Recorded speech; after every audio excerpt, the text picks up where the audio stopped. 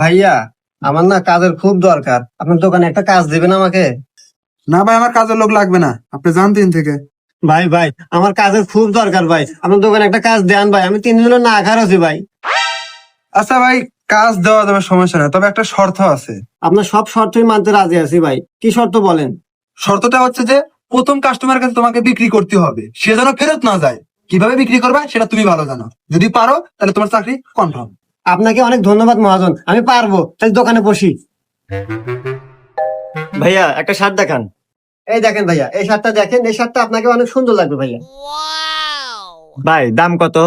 ভাইয়া 1000 টাকা। না ভাই বেশি হয়ে যায়। আচ্ছা ভাইয়া, আপনি 800 টাকা দেন। না ভাইয়া, তাও বেশি হয়ে গেল।